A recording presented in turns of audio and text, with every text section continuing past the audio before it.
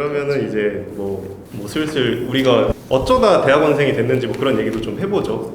국문과 대학원생이라고 하면 약간 그려지는 상 같은 게 이공대 대학원생이라고 하면은 이렇게 이 사람이 뭐 랩실에 출근을 하고 근무를 하고 랩실에서 이렇게 뭐 실험을 하거나 뭐 교수님한테 혼나거나 뭐 약간 이런 식의 상들이 그려지는 게 있는데 약간 국문과 대학원생이라고 하면 그거보다 약간 조금 그려지는 상이 좀 흐릿한 것 같기는 해요. 저희 같은 경우에는 뭐 랩실 같은 것도 없고 근데 같은 국문과라고 해도 그 국문과 대학원 안에 세부 전공들이 다 있어요. 아까 말씀드렸듯이 저희는 근현대 문학 전공인데 그 국어학 전공이 있고 그 외국어로서의 한국어, 그러니까 한국어 문화교육학 전공이 있고 또 고전문학, 한문학, 현대문학 뭐 이런 식으로 여러 가지 분과가 나뉘어져 있는데 이 중에서 국어학 같은 경우에는 제가 알기로는 그 랩실에서 근무를 하거나 이런 형태가 좀 더 일반적인 걸로 알고 있고요. 근데 저희는 이제 뭐 그런 게 없으니까 캠퍼스 곳곳에 약간 조금 헷갈려져서 이렇게 도서관에서 퍼져서 공부를 좀 자유롭게 하는 편이죠.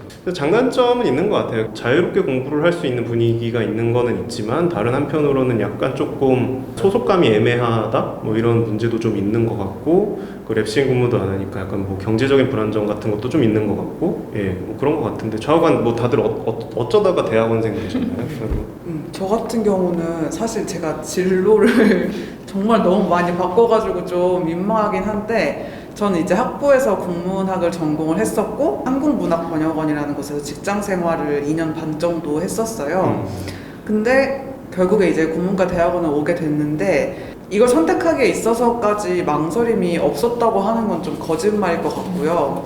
확실히 저는 좀 현실적인 선택을 해야 한다고 많이 생각을 했던 것 같아요. 심지어 대학원도 저는 한번 전공을 바꾼 그 케이스거든요. 그래서 좀 제 선택이 궁지에 몰릴 때까지 많이 실험을 하느라고 시간이 좀 많이 갔는데 대학원 내에서 전공 바꿨던 원래 무슨 전공이었어요? 네, 저 원래 한국어 교육학 전공으로 입학을 했다가 변경을 했는데 뭔가 국문학 전공을 하고는 싶은데 그러면 안 될 것 같아서 뭐 제가 또 갑자기 로스쿨 가겠다고 시험도 받고 로스쿨이요? 네 완전히 뭔가 새 인생을 살고 싶었어요. 그리고 갑자기 뭐 엄마한테 엄마 나 PD가 돼야겠어 이러면서 시험 준비도 했었고 물론 시험을 되게 다 망했어요. 그래서 결과적으로 제 길이 여기다라고 선택을 했는데 그 지금 생각하는 거는 그 전에 좀 제가 과감하게 물어보고 논문도 더 많이 읽어보고 글도 좀 써보고 했다면 그 시간이 좀 줄어들지 않았을까? 이 영상이 좀 여러분들이 알아보시는데 도움이 많이 됐으면 좋겠고요. 막상 또 와보니까 제가 그렇게 좋아하지 않았던 분야나 좀 낯설다고 생각한 분야가 소설이랑 만나니까 되게 재밌는 경험도 있더라고요. 좀 과감하게 도전을 하는 그런 시도를 했으면 어땠을까 하는 생각이 좀 남았어요. 아무튼 저는 이런 여러 시행착오를 거쳐서 여기 와 있게 됐고 다른 분들은 어떠신지도 궁금합니다. 너무 망설이고 있지 말고 그냥 해봐라. 네네. 근데 저는 좀 다른 분들과는 좀 다른데요. 저는 사실 연구를 목적으로 대학원에 온 건 아니었어요. 좀 부끄럽긴 한데 사실 연구를 목적으로 대학원에 온 게 아니었어요라고 말하니까 되게 이상하게 들리긴 하는데 아니 특별한 거죠. 좀 많이 부끄러운데 저는 사실 학부 졸업할 때가 돼도 그렇게 취업 생각이 많이 없었고 일단은 그냥 내가 좋아하는 시나 소설을 조금 더 읽어보자라는 마음이 되게 그냥 강했던 것 같아요.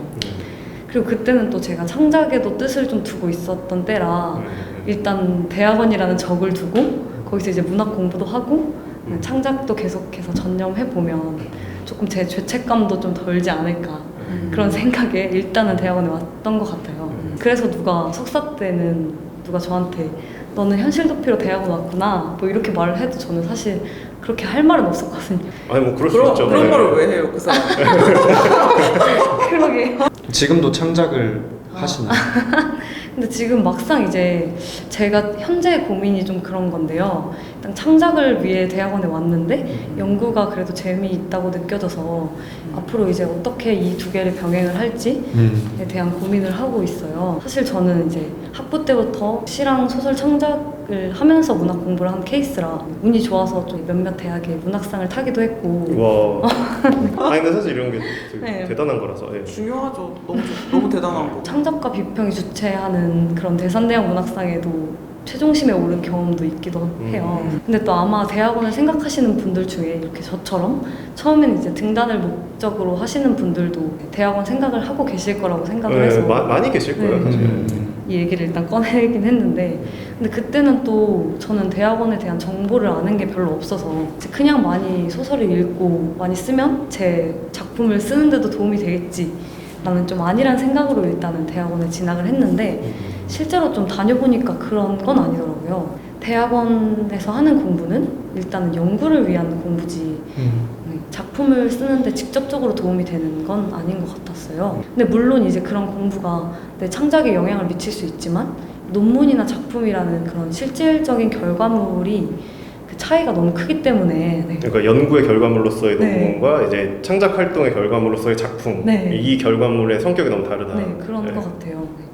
그래서 뭔가 당장 나는 문학 공부보다는 창작에 더 뜻을 둘 거야 하시는 분들은 막상 오시면 좀 힘들 수도 있을 것 같다는 생각이 좀 들었어요. 지도 교수님께서도 저한테 처음 이제 연구와 창작은 일단 너무 길이 달라서 결국에는 한 길을 선택해야 될 때가 올 거라고 말씀을 해준 적이 있으셨거든요. 저도 언젠가는 한 길을 택할 때가 오긴 하겠지만 일단은 공부가 너무 재미있기 때문에 일단 조금 더 훌륭한 전념을 공부가 해서 이렇게 재미있으면은 뭐 진짜. 어디나 아니. 재미있지. 네. 올라운더가 되는 거죠. 그래서 좀 연구에는 지금 좀 전념을 해보려고 네. 하고 네. 있습니다. 조수아 씨는 또 근데 소설 창작을 하기 때문에 창작과 연구를 병행하는 거에 좀 특히 어려움을 느낀 걸 수도 있지 않을까라는 생각도 해요. 근데 왜냐면은 소설 같은 경우에는 소설을 연구하는 사람들이랑 그 전업 작가들이랑 되게 분화가 명확히 돼 있거든요. 네. 그러니까 소설을 연구하는 사람인데 내가 저 소설 뭐 순문학 창작을 합니다 이런 사람 사실 거의 본 적 없는데, 근데 이게 시나 비평 전공 쪽은 또 분위기가 달라요. 그러니까 시나 비평 전공 쪽은 국문과 대학원 안에서도 현대문학 분과 안에서도 이제 소설 전공, 비평 전공, 시 전공 이렇게 다 따로 있는데 시 전공이랑 비평 전공은 좀 더 가깝죠. 근데 저하고 이쪽 전공하시는 분들은 시인이나 비평가로 직접 등단을 실제로 많이 하고 연구랑 병행을 해서 시 창작을 하시고, 그리고 또 그렇게 등단을 하는 걸 장려하세요, 선생님들도. 그래서 약간 요거는 조금 장르적인 차이가 있지 않을까. 그래서 조금 문학콘을 불태우고 싶으신 분들은 네, 시전공이나 비평전공으로 진학을 고려하시는 것도 맞는 선택일 것 같다, 뭐 이런 그러네요. 생각을. 네. 여러 가지 말씀 들어봤는데, 근데 다들 대학원이라는 선택에 대해서 되게 만족도 하시고 잘 적응하고 계시는 것 같아요. 아까는 이렇게 뭐 누가 뭐 너 현실 도피 때문에 대학원 왔지 이래도 뭐 할 말은 없었던 때가 있었다라는 말씀도 하셨지만, 저 같은 경우에는 사실 처음에 대학원 진학을 하려는 마음을 먹는 게 조금 힘들었던 게 있거든요. 왜냐면 대학 졸업 시점이라는 게 좀 사회적으로 돈을 벌기 시작해야 되는 나이잖아요. 네. 그리고 자본주의 사회에서 경제적 주체성이 없다는 건 사실 이렇게 온전한 어른으로서 대접을 못 받는다는 걸 의미하기도 하고, 대학원생으로서 많은 세월을 지내왔지만, 그러니까 주변에 사회적으로 뭐 이렇게 친척들이나 주변 사람들한테 그 어른으로서의 그 대접을 못 받거나 하는 경우를 사실 경험을 할 수밖에 없는데, 근데 전 진짜 뭐 나이는 먹을 대로 먹었지만 뭐 엄밀히 따져서 학생인 건 학생인 거고, 그럴 때 종종 되게 견디기 어려운 모욕감 같은 거 느낄 때도 있는데, 그러니까 이런 식의 어떤 뭐랄까 모욕감이랄까 이런 걸 감내하는 각오도 어느 정도는 해야 되지 않나. 그럼에도 불구하고 나는 이 길이 가치가 있다고 생각하고 여기 온 거니까. 지금 해주신 말씀 저도 엄청 공감 가는 게, 이제 박사과정 들어오면 20대 후반에서 30대 초반이 되는데, 그때 뭐 친구들은 당연히 다 직장생활 하고 있고 아무리 집에 손을 벌리려고 해도 되게 한계가 온다고 생각을 하거든요. 저 같은 경우는 그 석사과정 때 계속 조교하고 아르바이트하고 그랬는데, 그 고정적이지 않다는 문제가 있었고, 그리고 이런 문제는 사실 연구 자체가 어떤 생계 유지가 되는 건 아니잖아요. 그러다 보니까 거의 모든 대학원생들이 할 수밖에 없는, 그리고 인문대 대학원생들이 할 수밖에 없는 고민이라고 생각이 드는데, 그래서 저는 자기 기준을 잘 세우는 게 가장 중요할 것 같아요. 저 같은 경우는 시간이 좀 많이 자유롭고 돈을 아끼는 게 좀 더 편했거든요. 근데 그래도 고정적이지 않다는 수입이 사실이, 고정적이지 않은 걸 말하는 네네네, 거예요. 수익이 고정적이지 않다는 사실이 주는 어떤 그런 불안함은 당연히 있어서 인문사회계 장학금이 많아져야 한다는 생각을 하기는 합니다. 지금 말씀해주신 문제들을 들어보니까 사실 중요한 거는 대학원생이 복수의 정체성을 갖고 있다는 인식이 좀 사회적으로 마련되지 않은 게 문제지 않을까. 그쵸. 그러니까 대학원생이 학생이기도 하지만 조교이기도 하고 학회 간사나 프로젝트 연구원이나 이런 다른 신분으로 노동을 하잖아요. 그러니까 학습자이자 동시에 교육자가 되는 상황이 많다는 건데 실제로 전일제라고 하는 그 전업 대학원생들만 대학원에 있는 것도 아니고요. 실제로 대학원생들이 일을 한다는 말씀. 네, 실제로 일을 하고 그것이 네. 그냥 워크가 아니라 진짜 노동에 해당되는 네. 일들을 하고 있다. 그러니까 그게 공부 외에 가외로 일을 하고 있다라는 의미뿐만 아니라 우리가 하고 있는 연구 활동 자체가 사실 일종의 노동이죠. 그게 지식 생산이라는 형태의 노동인 건데 사실 뭐 이야기까지 하자면 좀 너무 이야기가 길어지지만 그런 부분이 있죠. 네. 그러니까 책상에 앉아서 혼자 그냥 이렇게 펜을 굴리는 어떤 순수한 대학원생이라는 건 사실 없잖아요. 뭐 덧붙여서 그냥 말씀드리자면 2017년 12월에 그 대학원생 노동조합이 출범했습니다. 그래서 저도 거기서 일을 하고 있는데 그러니까 제가 하나 얘기하고 싶었던 거는 그러니까 유튜브에 국어국문학과라고 치면은 대체로 국어국문학과 오지 마세요 이런 식으로 써 있더라고요. 근데 저희가 지금 경제적 뭐 어려움이나 이런 얘기를 하고 있지만 또 많은 학문 후속 세대들이 되게 이 어려운 상황 속에서도 이제 어떻게든 자기가 하고 싶은 거, 그 원하는 거를 위해서 분투하고 있다는 점도 알아주셨으면 좋겠습니다. 마지막으로 사실 이 부분이 조금 제일 중요할 수도 있을 것 같은데 국문과 대학원생들이 받을 수 있는 장학금이라든지 연구비라든지 아니면은 해외 연수 방문 연구 프로그램 지원 같은 것에 대해서 조금 소개를 해드리면 좋지 않을까라는 생각이 듭니다. 그래서 일단 석사과정생 때랑 박사 시절에 받을 수 있는 장학금이나 연구비 종류가 조금 다른데 일단 석사 때는 석사 진학을 하시면 보통 학과의 연구조교나 교육조교라는 형태로 그 학과 조교로 일을 하면서 그 전액 등록금 지원을 받을 수 있는 경우가 있습니다.